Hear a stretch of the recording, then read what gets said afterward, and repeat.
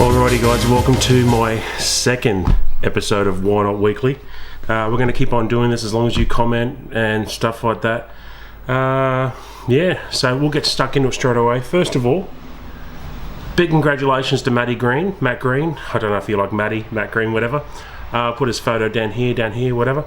Matt won the competition for the nearest the pin down at Nambucca Heads Island Golf Course in New South Wales. The photo probably there he is holding his sticker and his dozen colourway. What? No, I don't know if they're chrome socks, I can't remember. But George Cassius, thank you very much for sending some prizes. Stick to the end because we have a Titleist golf hat with tags, brand new, trust me, to give away too. So first things first, we'll get into the question from last week was, do you think the media is too hard on Tiger Woods? Now I'm going to give you my quick opinion, and then we'll get into your answers and then some of your questions and then a question for next week. Okay, so my opinion, and honestly my opinion changed a bit after reading some of your questions, and my opinion was yes, the media is too hard. But then after reading some of your answers, I've realised, well, it's 50-50. A, he gets paid a lot of money and it comes with the territory.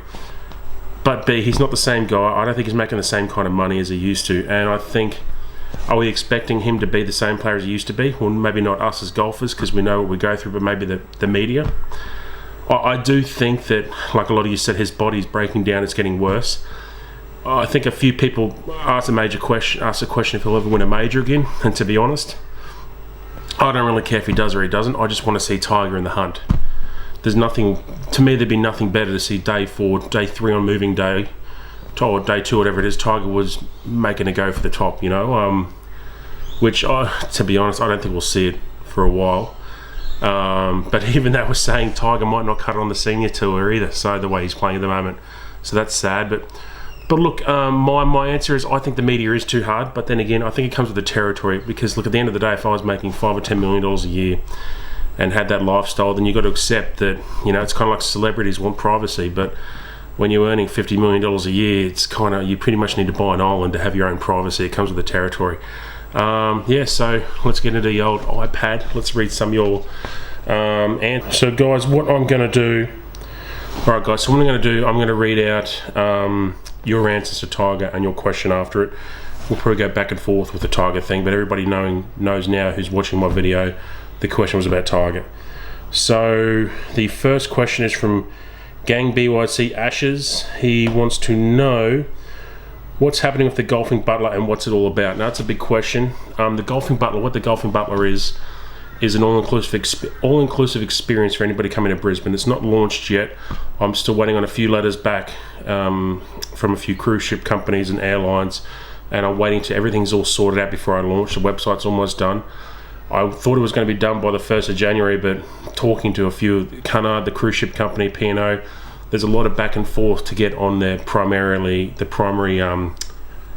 tour operators list like that. It's not as simple as sending a business card and there you go. Basically what the Golfing Butler is, and to put it simple, how I created the concept, what I thought about was when I went to Thailand on my honeymoon, we went to Langkawi to play the Yells Club. Now, from getting off the cruise ship, we had to go flag a taxi driver. He had no idea where to go, but he took us over there. He literally waited for us this whole round. That's how good the exchange rate was.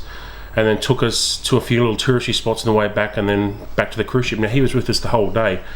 And by the time I started adding up all the money for the cost of the game and all the tourist things we did, I thought, wow, there's got to be an all-inclusive experience. Now, I know there is experiences like this for groups of 15 or 30 on a big bus, but there's nothing out there for groups of 1 to 3. Now, why I say 1 to 3 is I don't want my group to be any bigger than one playing group of 4. So, and being the Golfing Butler, I will play. So that's 3 people I can take. Maybe 4 if there is a group of 4 that really wants to go. But my whole experience is based on I will pick you up from the airport or your office. It could be like a Christmas party, or you could be a businessman that wants to take your client out on a business meeting. As like Greg Norman said, 90% of major $1 million deals had something to do with a golf course at some stage or another when it come to getting the deal signed. But look, and the best part about what I'm trying to do is tax deductible for them. So it's kind of, I looked around here and there's no one really doing it for the small group aspect. A lot of people doing it for the big ones, and if you've ever tried organising, you know, a boys' night away or something like that, it's so hard to get everybody to pay. That's why these trips never really get up. But it's basically how it'll work is, say you've come into Australia, you're over here, say you're here for a week, and you've got a spare day, so I pick you up from where your hotel. We correspond first of all, what type of golf course you want to play, resort, linksy style, do you want to see kangaroos, or would you rather see great golfing, stuff like that? Do you want to see Australiana, or do you want to see nothing, just pure golf? There's a lot of golf courses that have a lot of kangaroos, and there's some that have none, so it's kind of based on that. So I get to know what you want, what I can offer, the clubs I have to lend you, what you can use.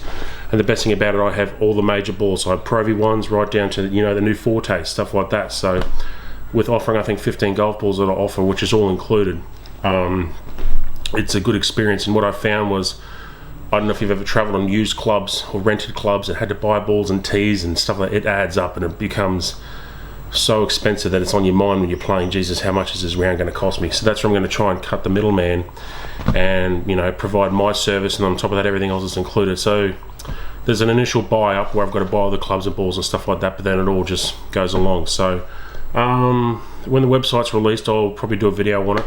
I'm doing a photo shoot on the weekend for the website, so we're taking the new car we have up on a nice mountain up in Mullaney somewhere. So I might put the link in the description for the video, but it might not be out yet, I don't know. But yeah, enough of the golfing butler. Next question. Gang BYC Ashes is from Christchurch, New Zealand, Earthquake City, my friend. There we go. So we've got Michael Totten. He says, yes, the media is harder on Tiger than, say, Mickelson. Tiger has never been a media darling, and I think in one sense it's their way of taking him down a notch. Just my opinion. I can probably agree with that, because I think the Williams sisters in tennis weren't ever really loved by the media, probably till halfway through their career, when I think they the Mexican standoff they had with each other, with the media, and the Williams sisters kind of just went away, and now it's probably one of the better relationships in professional sports. I probably do agree. I think that's only human, though. It's kind of like when you're in high school and, you know, you tell her you don't want to go out with the girl before she tells you, or stuff like that, you know. We all remember that. It's kind of like if you knew you're going to get broken up with, you rip off the band-aid first, you know, as Jerry Seinfeld said.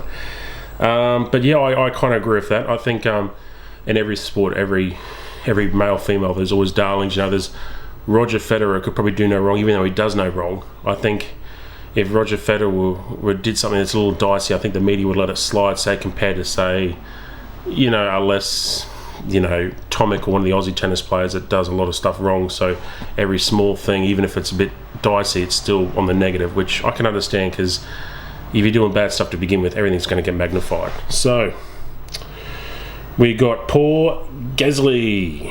I'll put his question down below.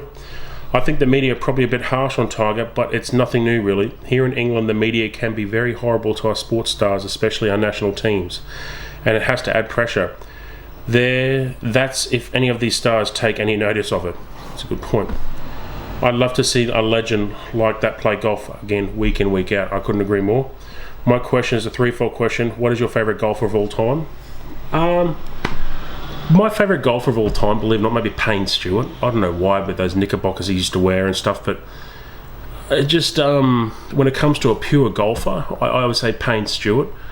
When it comes to a non-fictional false movie star, I'd probably say Matt Damon, The Ledger of Bagger Vance. So right there, or Kevin Costner, Tin Cup. Who is your favourite golfer of nowadays? Look, I'd probably say Tiger. Otherwise, I used to like Adam Scott until I watched him, and he's really quite boring, like a robot. I think a lot of golfers are like that now, but I think that's what the sport kind of... Because the sport, in order to be successful, you've pretty much got to be like a robot and do the exact same thing over and over again. So naturally, the human body does the same thing too.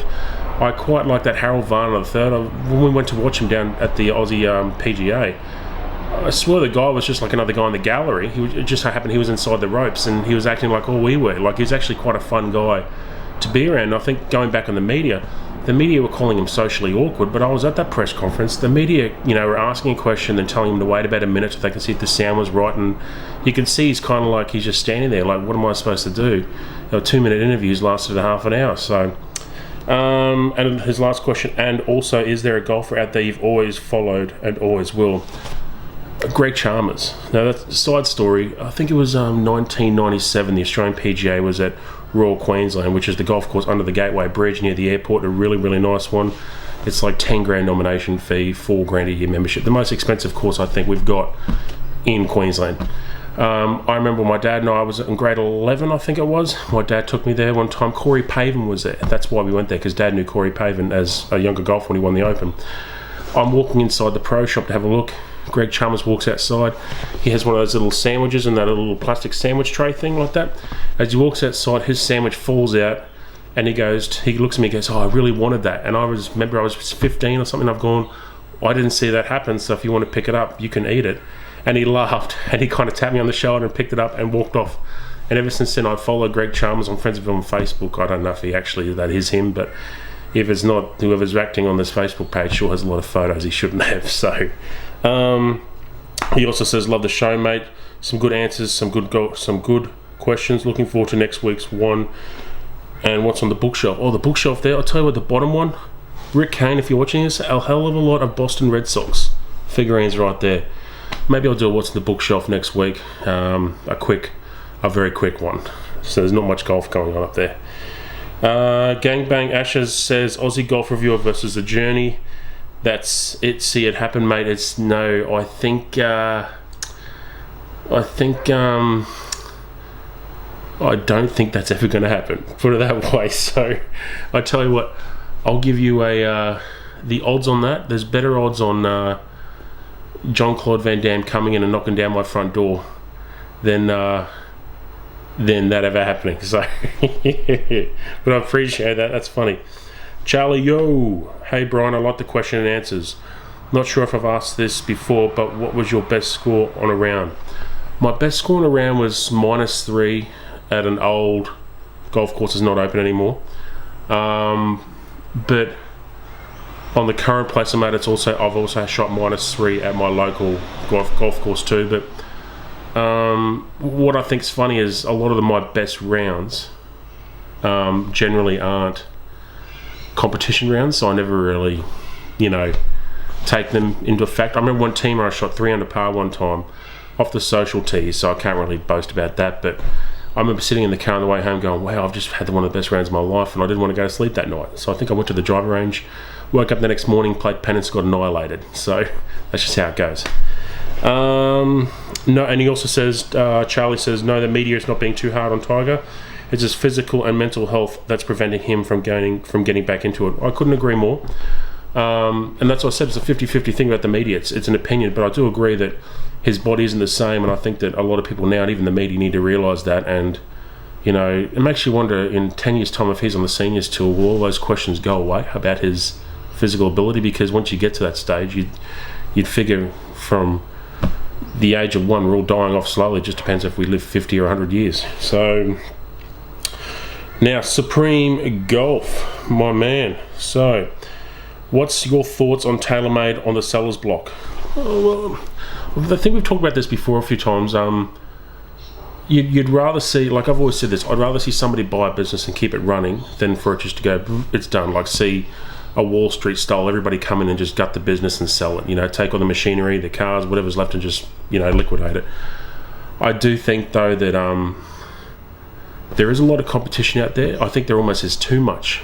But golf companies need to make money, but I think if the game's getting smaller and the competition's getting bigger, I don't see how that's going to be a good thing long term.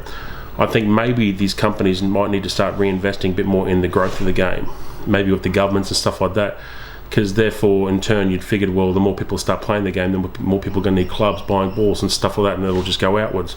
It's probably a stupid idea, but, that's what they usually do in baseball. They get behind the government and they donate some stuff, build some fields, and then it just explodes from there. He says, of course, they're owned by Adidas. Well, yep. So, and now Tiger Woods coming on and signing a deal with TaylorMade. Well, that's got to be a good thing. And I think for anybody out there that potentially wants to buy it, to have the modern day best golfer of modern time as your spokesperson post the sexual addiction crap he went through. But I think a lot of people have forgotten about that. I think his golfing, his golfing's kind of spoke for itself now. I think golf and the golf media need Tiger Woods nowadays more than ever. I do, however, feel they are a bit harsh, but no one player has done as much as golf as Tiger Woods has. I think his body just can't keep up with aggressive swing style. Love the channel, love to see Tiger Woods on the Golf Channel too. I couldn't agree more. I think that's talking about his posture's gotten worse and stuff like that, but I always forget that Tiger's not that 28 to 32 year old guy anymore. I think Tiger's 39, 38, 39, 40, so he's getting older, so that natural swing that he had when he won it is gone away too. And an interesting fact that he actually has glue on his ferrules. He doesn't have those interchangeable ones, and he says you can tell the difference when he swings. And I'm thinking, if that's how good he is, we've got no hope, because I couldn't tell if it was a super glue, a rubber band, strapping tape, or an interchangeable head. I wouldn't even know, and I'm just swinging and hitting the ball. So, Tiger Scott. Tiger Woods is a legend and always will be. I don't think the media would worry him at all in saying that. I think Tiger's mental game is in a lot of trouble, and I can't wait to see him back in form. Well said. I do think that it makes you wonder with what he's gone through with with all the women coming out, and imagine going to a game of golf where you can't use too much of your emotion to play. I know that in other sports like football, soccer, rugby league, baseball, other sports, ice hockey, you can use emotion, you can channel it.